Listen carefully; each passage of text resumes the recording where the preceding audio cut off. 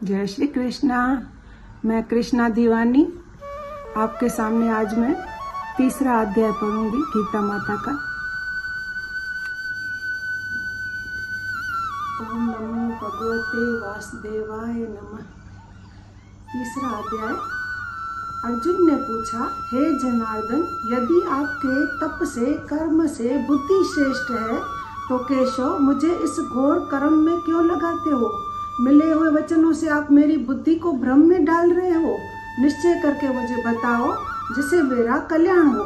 श्री कृष्णा बोले, हे निष्पाप अर्जुन, मैं तुम्हें पहले भी समझा चुका हूँ कि इस लोक में दो प्रकार की निष्ठा कही है।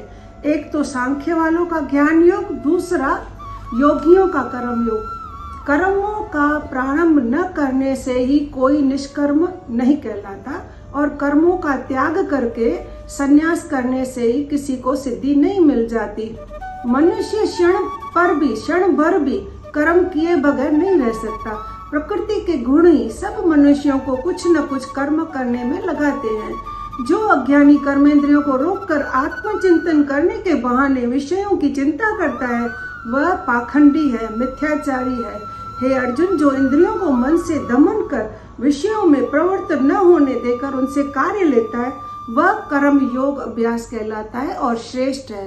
अपने धर्म के अनुसार नियमित कर्म करो, क्योंकि कर्म न करने से कर्म करना अच्छा है। बिना कर्म किए तुम्हारे शरीर का निर्वाह भी नहीं होगा। यज्ञ के निमित्त किए जाने वाले कर्मों को छोड़कर जो कर्म है उनके करने से मनुष्य के कर्म करो। सृष्टि के आरंभ काल में ब्रह्मा जी ने यज्ञ सहित प्रजा को उत्पन्न करके प्रजा से कहा था कि यज्ञादि कर्म करके बुद्धि को प्राप्त होंगे। यही सब कर्म तुम्हारे निमित्त कामधेनु होंगे। इस यज्ञ से तुम देवताओं को संतुष्ट करते रहो और देवता भी तुमको संतुष्ट करेंगे। इस प्रकार परस्पर बर्ताव करते हुए तुम और देवता कल्याण को प्राप्त होंगे और देवता तुमको इच्छित फल सुख सामग्रियां देंगे, परंतु उनके दिए हुए दान को जो बिना उनका भोग लगाए ग्रहण करता है वह चोर है। पंच महायज्ञ करके शेष बचा हुआ भोग जो ग्रहण करे वे सब पापों से मुक्त हो जाते हैं। और जो अपने निमित्त ही अन्न पकाते हैं सिर्फ अपने लिए ही, तो वे पापी पुरुष पाप को ही भक्षण करते हैं। अन्न से ही प्राणियों की उत्पत्ति होती है। अन्न से मेघ यज्ञ द्वारा जल बरसता है। यज्ञ की उत्पत्ति कर्म से होती है, कर्म की उत्पत्ति ब्रह्म से और ब्रह्म अक्षर परमात्मा से। इस कारण सदा सब पदार्थों में रहने वाला जो ब्रह्म है वह सब यज्ञों में प्रस्तुत है। हे पार्थ, इस प्रकार चलाए हुए कर्म के चक्कर के अनुसार जो नहीं चलता है वह पापमय है। जो पुरुष आत्मा में ही रत रहता है और आत्मा आनंद अनुभव से तृप्त रहता है उससे कुछ भी कार्य शेष करने को नहीं है। वो कोई करे कर्म या न करे उसको कोई प्रयोजन अथवा नहीं है। किसी प्राणी से अपना लाभ कराने की भी उसे कोई आवश्यकता ही नहीं है।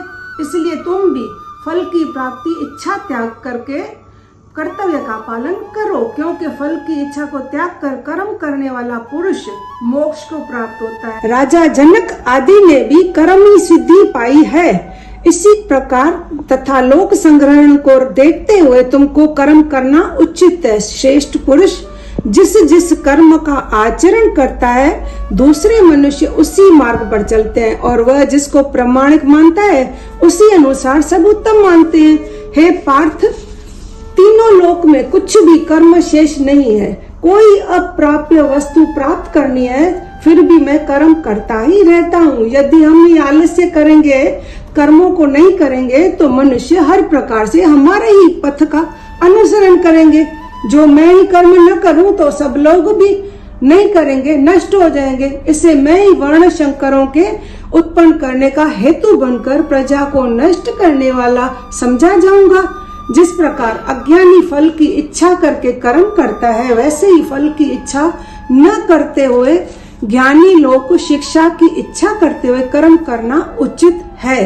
हे अर्जुन, सब कर्म प्रकृति के गुण से ही उत्पन्न होते हैं, परंतु जिनकी बुद्धि अहंकार से भ्रष्ट है, ऐसे मूर्ख लोग समझते हैं हम करता है, परंतु जो गुण कर्म के विभाग को सच्चा तत्व जानता है वही ज्ञानी पुरुष यह समझकर इसमें आसक्त नहीं होता।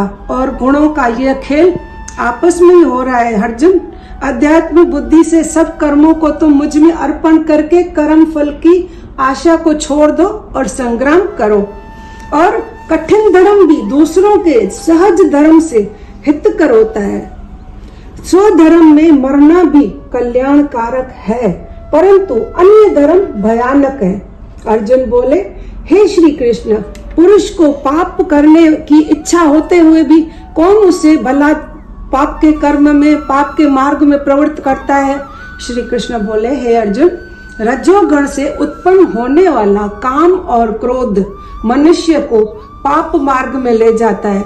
इससे करके उत्पन्न इच्छा कभी तृप्त नहीं होती है। ये महापापी और घोर शत्रु है। जैसे धुएं से अग्नि, दूर से दर्पण और झिल्ली से गर्भ का बालक ढका रहता है, उसी प्रकार विषय की इच्छा से आत्मज्ञान ढका हुआ है। हे कुंती पुत्र, इस शत्रु काम को करके ज्ञानियों का ज्ञान आच्छादित हुआ है। इंद्रियां और मन बुद्धि इस काम के आश्रय स्थान है। इनके सहारे ही विशेष ज्ञान को आच्छादित करके जीव को मोहित कर लेता है। अतः तुम सर्वप्रथम इंद्रियों को वश में करके ज्ञान और विज्ञान को नष्ट करने वाले इस पापी काम को जीतो। कहते हैं इंद्रियां प्रबल है और इंद्रियों से भी प्रबल मन है। इस प्रकार जो बुद्धि परे है उस आत्मा को जानो और निश्चयात्मक बुद्धि द्वारा मन को निश्चय करके तुम महाभाव, तुम उस दुरंधरम शत्रु को, काम को जीत लो। इत्ते श्री भगवद गीता सुपनिषद सुब्रह्म विद्या योग शास्त्रे श्री कृष्ण अर्जुन संवादे आत्म कर्म योग नाम तृतीय अध्याय समाप्त। जय श्री कृष्णा। अभी तीसरे अध्याय का महात्म पढ़ूंगी। कुछ भी अगर भक्तजनों कुछ भी कोई मिस्टेक हो जाए तो मुझे माफ करना, और कुछ भी डाउट हो तो पूछ सकते हो कविता दीवानी से। जय श्री कृष्णा। तीसरे अध्याय का महात्म। नारायण जी बोले, हे लक्ष्मी, एक शूद्र महामूर्ख अकेला ही वन में रहता था और उसने अनर्थों से बहुत सा सामान माल इकट्ठा किया था। किसी कारण से वह सामान जाता रहा और वह शूद्र बहुत चिंतित रहने लगा। किसी से पूछता था कि ऐसा कोई सुरमा बताओ जिसे मैं आंखों में डाल करके पृथ्वी से पदार्थ निकाल लूं। तब किसी ने कहा, मांस मदिरा खाया पिया करो और खोटा कर्म करो। एक दिन धन की लालसा करके वो चोरी करने गया, परंतु मार्ग में उसको चोरों ने मार डाला। तब उसने प्रेत की योनि पाई। एक वट वृक्ष पर रात दिन चिल्लाया करता था कि कोई मुझे इस देह से छुड़ाए। कुछ समय बाद शूद्र की पत्नी जो थी, उनको एक पुत्र हुआ। जब उसका पुत्र भरा हुआ तो उसने अपने माता से पूछा, मेरे पिता का क्या व्यापार करते थे, उनका देहांत कैसे हुआ? तब माता ने कहा, हे बेटा, तेरे पापा के पास बहुत माल था, सामान था, पैसा था, पर ऐसे ही जाता रहा क्योंकि वह एक दिन धन की लालसा से चोरी करने के मार्ग में चोरों ने उसे ही मार डाला। तब उसने कहा, हे माता, उसकी गति कराई थी आपने? तब माता ने कहा, नहीं। फिर कहा, हे माता, उसकी गति करानी चाहिए पिताजी की। यह कहकर वह पंडितों से पूछने लगा और प्रार्थना करी, हे स्वामी, मेरा पिता एक दिशा में जा करके मृत्यु को प्राप्त हुआ है, उसका उद्धार किस प्रकार होए?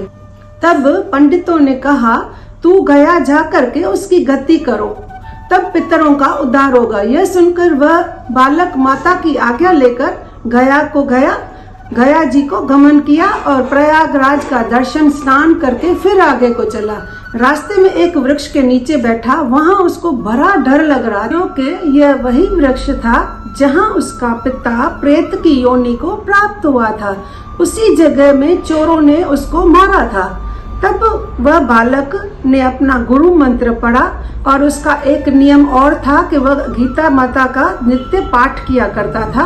उस दिन उसने श्री गीता जी के तीसरे अध्याय का पाठ उस वृक्ष के तले बैठ करके किया।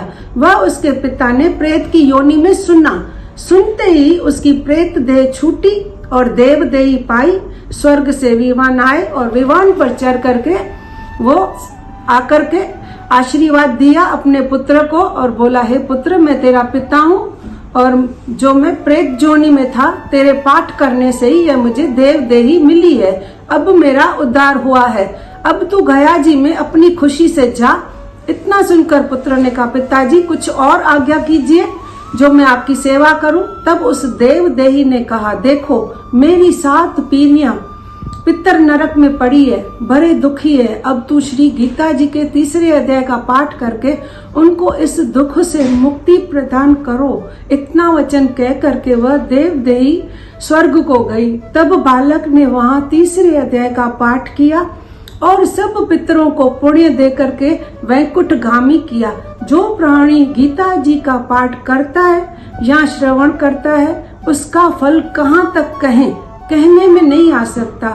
तब नारायण जी ने कहा, हे लक्ष्मी, यह 3रे अध्याय का जो फल है मैंने तेरे लिए कहा है, जो तुमने सुना। जय श्री कृष्ण।